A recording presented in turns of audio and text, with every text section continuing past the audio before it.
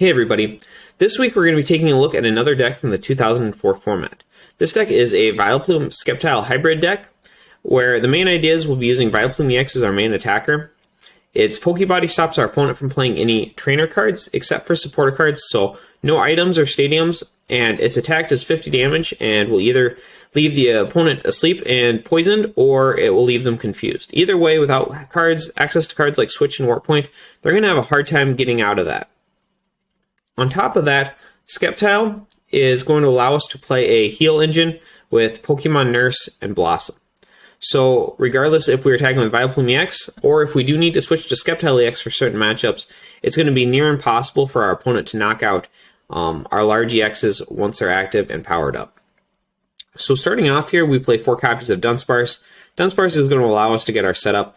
In a deck like this where we're playing 2 stage 2s and we're also trying to set up 2 stage 1s, being able to fill our bench at the start of the game is going to be incredibly important for us, both for consistency as well as deck thinning. Next up, we play 3 copies of Oddish. I went with this Dunsparce Oddish since we do play the Grass Energy. I feel the Paralysis flip is better than the 10 damage that we get from the Hidden Legends Oddish. For the Gloom, we play 1 copy of the E-Reader Gloom. There really isn't a great Gloom. I looked at them all. Just the one that does 20 damage and puts us to sleep and them to sleep is just the best option. Essentially, with the Oddish and the Gloom, we're just trying to buy time to get us to the Vileplume-EX in case we have a rough start. Then we play 3 copies of Vileplume-EX. I've played around with this a little bit. I've tested 2 copies. I've tested 3 copies. 3 copies I think is a little bit better just for consistency. And then 1 copy of Blossom. This will work well with our tanking strategy and help us conserve our Pokemon Nurses until we really need them. Then we play a 2-1-2 Sceptile line with a single copy of Sceptile-EX. I went with a 50 HP Trico. I don't feel that 10 damage attack is going to matter a whole lot in this format, and I do feel like, or I shouldn't say it isn't going to matter in this format, I'm going to say it's not going to matter with this deck as much. And while I do feel the extra 10 hit points might, against decks like Swampert, where they're able to hit the bench for 40, I don't want them to be able to pick off Tricos. Grovyle, we just went with, I think Poison Breath is the best Grovyle. And then as far as the Sceptile goes, we play 2 copies of the Energy Trans Sceptile. We don't actually need 2 copies of it, but we can't afford to play only 1 copy and then have it end up being prized. It really is that important that we do end up having the Sceptile in the deck. And then we play 1 copy of Sceptile-EX. So the idea behind playing 3 copies of Vileplume, 1 copy of Sceptile is that we're covering our weaknesses. If we're playing a lone Vileplume, there is no way we're going to beat a Gardevoir deck. And which, on the other side, Sceptile-EX favors quite well against Gardevoir because of hitting 100 damage will knock out the Ruby Sapphire Gardevoir, and then the Gardevoir EX is weak to grass, so it'll do 200 damage to that. So Sceptile-EX should be able to run through anything in a Gardevoir deck. And then, as far as if we went with a heavier Sceptile line, we'd have absolutely no chance against Blaziken. So we're offsetting that with the Vileplume-EX, which actually does quite well against Blaziken. It is hard for them to get that 140 damage on the field, especially without having access to their item cards. So beyond that, and I do want to mention too on the Sceptile-EX, the Sceptile-EX has 3 really, really good attacks. Green Heal, which heals 4 damage from any of your Pokemon that have any grass energy attached to them. In the 2004 format in particular, damage output is much lower than you see in other formats. Healing 40 per turn on anything with a grass energy attached to it is great against spread decks such as X-Plob, but it's also really, really strong in its own right, especially if you got a bad start and you need to buy some time. You can set behind a Sceptile-EX, and Green Heal, it could take them quite a long time to knock out the Sceptile-EX, depending on what deck they're playing. Poison Ring and then Slashing Strike are both good attacks in their own right as well. Next up, we play a 2-2 Delcatty. I just went with a Minor Errand running Skitty. I do feel having access to being able to grab basic energy out of the deck is worth the offset of losing the 10 HP. 2 copies of Energy Draw Delcatty, then a 1-1 Magneton. I would love to have a 2-2 Magneton in this deck. I feel it's so much better for consistency, but it is just so hard to find room for it. I just don't have 2 cards in the deck I'd like to cut, or I feel that we could afford to cut. Next up, 4 Steven's Advice, 4 Copycat. As I talked about in other 2004 videos, I feel that these are absolute essentials in this format. They are great come from behind cards, especially if you don't start out, have a great start. And they will put you farther ahead in games that you do have good starts in. 4 Rare Candy, pretty standard considering we're playing 2 stage 2 lines here. 3 Oracle, and then 3 copies of Pokemon Nurse. Now, I guess I should back up here a little bit. Oracle, and like I said, I've covered this in the other 2004 videos as well. Oracle combos really well with Delcatty, being able to put any 2 cards on top of your deck and then use Energy Draw to be able to draw them. 3 copies of Pokemon Nurse here. Pokemon Nurse is, I feel, one of the strongest cards in the deck because it removes all damage counters from one of your Pokemon and then you discard all energy attached to it. When you combine this with Sceptile, you're able to move your grass energy around and you really aren't ever going to lose any energy because of it. So along with that, being able to move your energy around, it also helps to rotate between attackers. As long as you can get 3 energy in play or 5 energy in play for Sceptile EX, you don't really need to worry about energy drops nearly as much, because if you're playing the deck right, and unless your opponent has some very, very specific conditions where they are able to one-hit KO a Sceptile EX or a Vileplume EX, your opponent should never be able to knock out your Pokemon, and you can safely play around with those 3 to 5 energy you have in play. That being said, obviously, if you can get additional energy drops, get additional energy drops. I just feel that 3 energy and then 5 energy are big power spikes for the deck. And then Pokemon Nurse, the other thing is you can offset it with Blossom here. So let's say your opponent hits you for 50, you can heal it down to 30. You then hit you 50 again, you go up to 80, down to 60. So instead of having to Pokemon Nurse after, say, 2 Fire Streams from the Blaziken, Heal Dance is going to offset that, and then you can survive 2 or 3 additional turns before you're forced to play that Pokemon Nurse. 2 Friend Ball, 1 Professor Elm's Training Method. I've debated trying to test just 3 Friend Ball, but overall I do feel the Professor Elm's Training Method is worth it. You do want to have early access to that Vileplume EX and then the Sceptile EX in matchups where you need it. 1 copy of Warp Point. I think this could also be a switch. I just felt that I had 1 spot to play with, and I wanted to be able to do something to be able to hit something on the opponent's bench if I needed to do that, or to take a cheap prize on the opponent's bench if I needed to do that as well. 1 copy of Team Aqua's Hideout. Now this may seem a little unusual in the deck, but the thought process behind it is once we get a stadium in play, the opponent is not going to be able to play a stadium. And I have had games testing this deck where my opponent will get the first Desert Ruins into play before I'm able to get Vileplume EX up, and then if I don't play a counter stadium to that, then that Desert Ruins is going to sit in play the entire time, and that's going to make math much better for my opponent when it comes to attacking Vileplume or attacking Sceptile EX. Beyond that, I looked at all the stadiums in the format. There really isn't a lot of great stadiums in 2004, unless you're a non-EX deck wanting to play Desert Ruins. Team Aqua's Hideout just made the most sense for the deck because we are going to be putting a lot of annoying special conditions on the opponent, either confusing them or making them asleep and poisoned. The body is going to shut off them being able to play Switch and Warp Points, so it's situations they want to get out of that, they are going to have to manually retreat.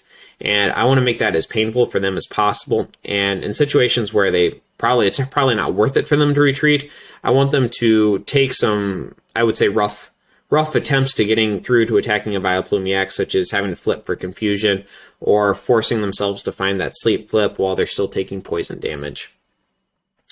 Next up is going to be the energy. 8 grass energy, 2 warp energy, 2 boost energy.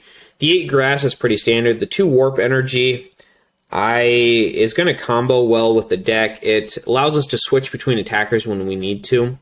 On top of that, too, it combos well with Blossom. So say like we have a Vileplume EX in the active spot, it's taken some damage. We can warp it back to the bench, bring up a second Vileplume, move the grass energies to the new Vileplume, and then we can start heal dancing this Vileplume on the bench while we're attacking with the new Vileplume EX.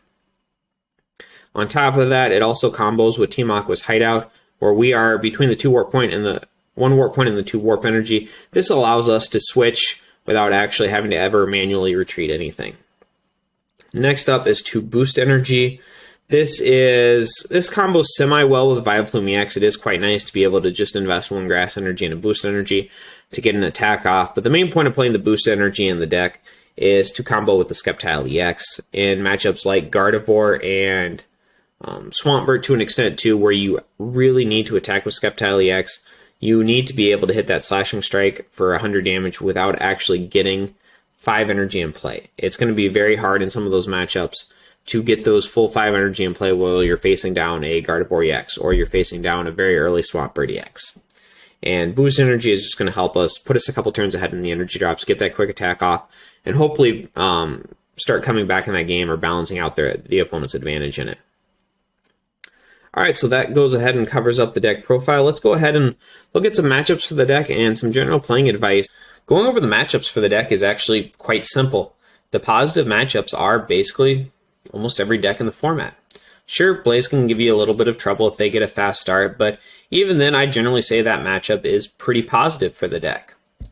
The bad matchups for the deck are mainly the deck itself. Essentially, I built the deck that is 60 cards that I'd like to have 70 cards in. I'd love to have a second copy of Sceptile EX. I'd love to play some more energy. I'd love to play a thicker Magneton line. But overall, though, I had to make cuts to get that deck down to 60 cards. And in doing that, there is definitely some inconsistencies with the deck. We're playing 2 Stage 2 Pokemon that we are trying to get out consistently, and both are important to the deck and the overall function of the deck.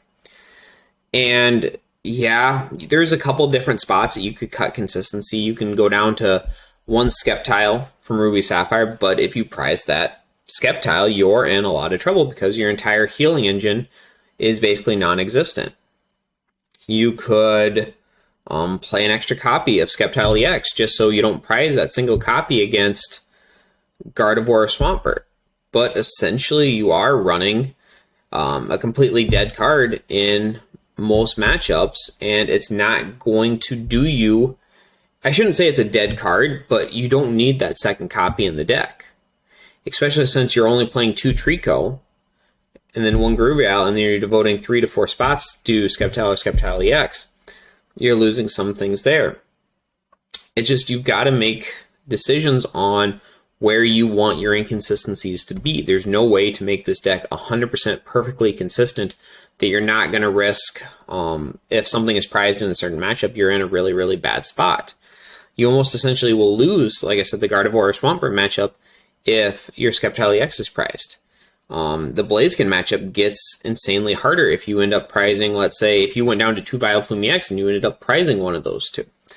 It's just you've got to make those decisions on where you want to take your inconsistencies. And the list my list for this deck is where I feel focuses the most on having the most consistent list possible. But like I said, you're still going to run into situations. I'd love to have more energy in there.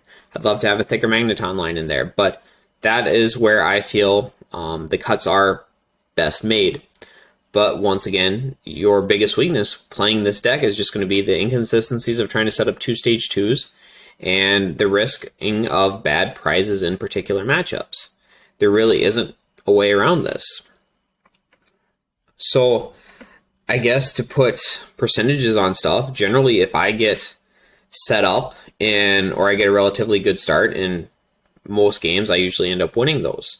I've beaten a lot of really good players playing 2004 decks just by, playing well. But at the same time, too, I also dropped 2 games to a Gardevoir deck last week that played like 12 Psychic Energy and a bunch of random stuff. I didn't draw anything those games. I set up very slowly. He was able to get Gardevoir EX set up really quickly before I was able to get my Sceptile EX. It was just how the matchups played out.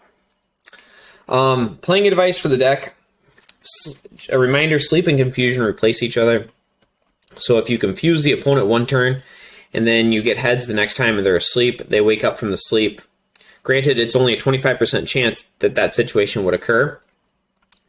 They will no longer be confused. Poison will stay with either sleep or confusion. Energy spikes, once again, the energy spikes for the deck is going to be 3 energy and 5 energy on board. 3 energy allows you to attack with any of your Vileplumes, and you can easily switch between those Vileplumes with Sceptile. And then 5 energy allows you to attack with Sceptile EX without any real reservations. Energy conservation. Just a reminder that the deck does play a lower energy count. And sometimes you need to be careful with those energies until you get that Delcatty Magneton engine rolling. You really need to decide in certain situations how highly you value the manual attachment and how highly you value making sure that you have an energy to energy draw with on your following turn with Delcatty. I can't give specifics because that's going to be completely based on the situation you're in. Know your matchups. The deck will play differently in different matchups. Vileplume-X is going to be your go-to attacker in most matchups, especially decks like Blaziken that your Sceptile line is going to be weak to. But in decks like Gardevoir EX, your Vileplume is not going to do a whole lot in that matchup, and you've got to rely solely on that Sceptile. You need to understand what matchups, what your game plan is going to be, and then making sure you are setting up in that avenue or that route your Pokemon. And essentially, the Sceptile EX is going to be for Gardevoir. It's also a very useful attacker against Sceptile, and I mean, it's a useful attacker in general. But in most matchups, outside of Gardevoir, you are going to want to lead with that Vileplume and then try to maintain that Vileplume lock throughout the entire game. Don't be afraid to give up prizes. One of the things I really enjoy about this deck is you can be down 5 prizes. It doesn't matter. Between Pokemon Nurse, Blossom, and then the ability to switch between attackers, you have so many options to deny your opponent prizes. It is just insane. So don't be afraid to give up those prizes. Don't be afraid to send, if you're able to get one of those turn 1, turn 2 Vileplumes. Even if you don't have energy, just set that Vileplume in the active spot. Who cares if it gets knocked out? You're giving up 2 prizes. As long as you get set up behind it, don't worry about giving up those prizes because in the long run, those 2 prizes aren't going to matter. Know your prizes. I know I say this for every section I do on playing advice, but especially with this deck, you need to know your prizes. You need to know if your Magneton line's prized. You need to know if your Sceptile EX is prized. You need to know how many Vileplume EX you have prized. You need to know if your Warp Point's prized. Just understand your matchups, what cards you need for those matchups, and then whether or not those cards are in your prizes, and then adjust your game plan accordingly. Understand your inconsistencies.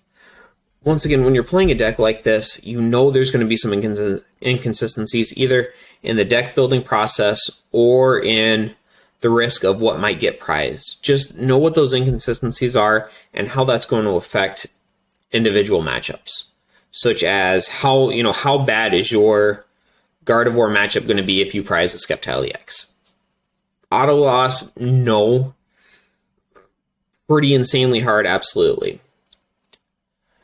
Vileplume strength, it's just a reminder of how strong Vileplume EX is, especially if you're able to get an early Vileplume up and then maintain that lock throughout the course of the game.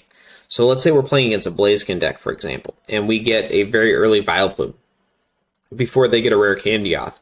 Then I know that most Blaziken decks are only going to play 2 combustions.